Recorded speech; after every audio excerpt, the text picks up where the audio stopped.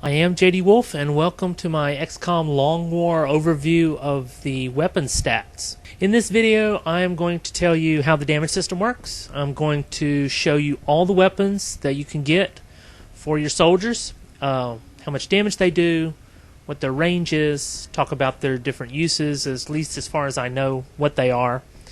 And a lot of this is supposed to be discovered as you go through the game, and uncovered as you research this branch and you research that branch and discover that, hey, here's these new weapons that we just invented.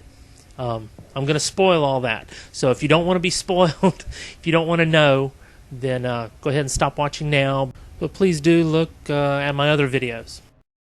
So first I'm going to talk about how the damage system works. Now I'm not going to talk about mech weapons because they're a little involved. They're not as straightforward.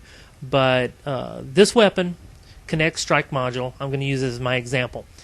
It has a damage of 12. Alright? The way the damage system works is the damage is plus or minus 25%. So that's why it's between 9 and 15. But the damage value is just 12. When you critical, you do 50% more damage. So that brings the 12 up to 18. Then the 18 is plus or minus 25% for the actual critical damage. So why am I telling you all this?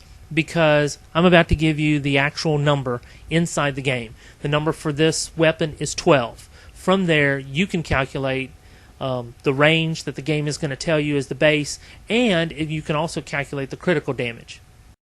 So first we have the Ballistic Weapons. These are the ones that you get up front at the beginning of the game. The sawed-off shotgun you have to actually build, but I believe everything else might be already integrated in the game. Pistol, as you know, sawed-off shotgun is new, machine pistol is new, battle rifle on the primary weapons is new, then you have the assault rifle and assault carbine, and the SMG is new. Then on the special weapons we have the shotgun, we have a new thing called a marksman's rifle, sniper rifle, SAW, saw, and an LMG. So the SAW being new. So let's take a look at the stats for these weapons. What we have on the left are our three groups of weapons and the listing of the names. The next column is the damage that they do, and I've described to you how that is calculated. And as you can see, the pistol is typical. It does an average of 2. Sometimes it does 1, sometimes it'll do 3. Sawed-off shotgun, very powerful, does 6. Machine pistol will do 3. Coming down, we have the battle rifle, does more than the assault rifle. So when would you use that? Well, there's other disadvantages to it. As you come down, you see how much damage the sniper rifle does versus the LMG, etc. The next column is the environmental damage that it does. I'm assuming this has a range. Pretty much look at this as in relation to each other. You probably already have a good feel for when things are going to get destroyed when you shoot them with a particular weapon. Well, we actually have values for the environmental damage. The next column is the range. Now, as you can see, most are set to 30. The marksman rifle and LMG are set to 36, if you can see that far. Sniper rifle is set to 200, see down there. And the sawed-off shotgun at the top has a range of 3. I believe that's 3 tiles. I know it used to be 1 tile. They may have bumped it up to 3. This, we're going to have to see how this works in the game, but that is the value that I found in the game. The reaction range is a little strange. You can react to the sawed-off shotgun at 4, but then I guess you shoot at 3. They have to move a tile anyway. You see down there the shotgun. The range on the shotgun is 30, but the reaction range, if you're on Overwatch, is 14. I don't know how that relates. I do know the sniper rifle. See the 200 versus the 30. The reaction range is definitely within sight, is the only time you can actually overwatch with the sniper rifle. The next column is the offensive bonus. The assault carbine has a plus 7 to hit. The battle rifle has a minus 15 to hit. The sawed-off shotgun also has a minus 15 to hit, but its range is only 3, so hopefully that will counteract that. And then the machine pistol minus 10. The next is your critical chance. Now, if you look at the bottom, you see the SAW and the LMG have a 0 and a 5, respectively. As you know, they have very bad critical chance. The sniper rifle has a 25% chance to critical. So we already know that that's your starting critical chance. Finally, the last column is your ammunition. The first number, you see it says con, no con. If you have ammo conservation perk, the first, or Foundry Project, the first number is how many shots you get with it there versus non-con. Now this is what is listed in the game. The LMG has a 9/8. I don't know if when you fire an LMG you're using more ammo. I know if you go and do a suppression, you use a lot more ammo. But that seems really high. I run out of ammo in the LMG a lot quicker. I don't know if they've increased that. I don't know if that is now a new change and now they have actually more ammo. These are the numbers I found in the files. The sawed-off shotgun, on the other hand, as you can see, one shot, reload. One shot, reload. But it does 6 points of damage, so that's good for your point blank. I also understand that the battle rifle and the sniper rifle have the inverse range penalty, where the closer you are, the worse it is to hit. And there are going to be versions of these weapons. I'm not going to take as much time on all of these weapons on all the other levels. I just wanted to give you guys a rundown of how the chart works. And so let's move on to the next set of weapons. Here we have the beam laser weapons. As you can see, they've added a heater to the sidearms. You have a heavy laser rifle in the middle to go with your laser carbine, and also a laser Shatter Ray.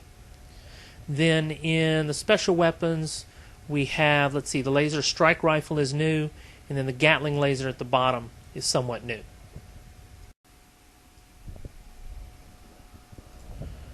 So what do the stats on these look like? If you notice, the laser rifle has a damage of 5. The assault rifle had a damage of 4. Basically, each level of weapon does 1 more point of damage. The laser pistol does 3. The regular pistol did 2. Now, we do have some variations in there. As you can see, they've added a heater, which is a weapon that does more damage, less environmental, has a shorter reaction range. So it's basically like the sawed-off shotgun, only actually not as good. Offensive bonus -3. That's minor. Heavy laser rifle is a new addition. It has -6 to hit, but a better critical chance. It does less environmental damage, but it does more actual damage, and it does have more ammo. So you can look at these. The laser Shatter Ray, I guess, is the equivalent of your SMG. So it's going to do the same amount of damage as the laser carbine.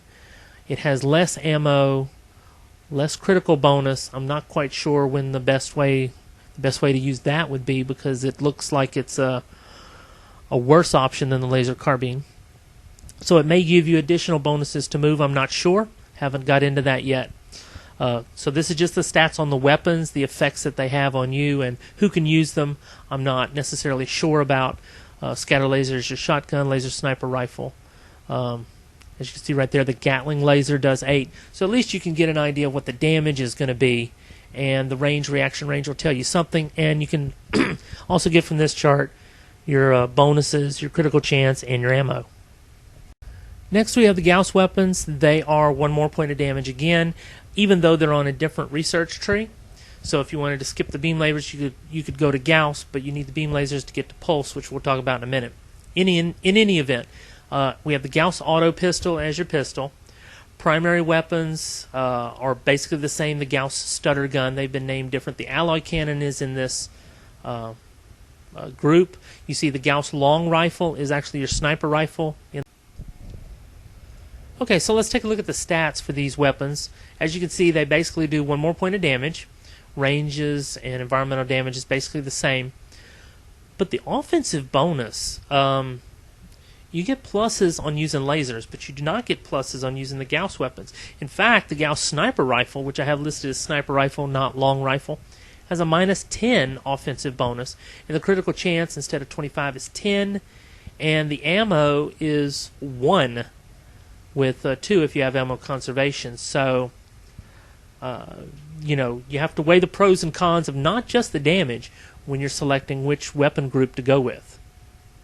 Next up we have the pulse laser weapons. This is a whole new weapon category from the vanilla game. As you can see, the first one is called a blaster. We have the typical rifle and carbine, but above that we have the heavy pulse rifle, and below that a pulse Sten gun. As far as special weapons, scatter blaster is your shotgun, blaster rifle is your your new strike rifle. Plasma Sniper, Plasma Auto Blaster, and the Gatling Pulsar. As for the stats on these weapons, again, they do 1 more point of damage, which means if you go from beam laser to pulse lasers, you're jumping over the Gauss weapons and going from your pulse rifle doing 5 points to your pulse rifle doing 7 points. As you can see, everything is pretty typical here. You don't have the same offensive bonus that you do with the lasers, but you don't have the minuses to the pulse sniper rifle the way you did with the Gauss weapons. Critical chance is bumped up. Wow, the pulse sniper rifle's critical chance is 35. You have more ammo, looks like, over there as well. And yeah, your scatter blaster and your Gatling pulsar do 9 points of damage. So they are very effective. And finally we come to the plasma weapons. We have plasma pistol and a plasma mauler as a sidearm. As far as the primary weapons go, we have a new heavy plasma weapon, plasma rifle, plasma carbine instead of in the vanilla it's called light plasma. Plasma Sten gun, that's new. The reflex cannon, that's very new. Reflex rifle is basically your strike rifle, plasma sniper rifle, and then you have the plasma Nova gun and plasma dragon. Now as far as the stats go, plasma weapons do 1 more point of damage than the pulse weapons do.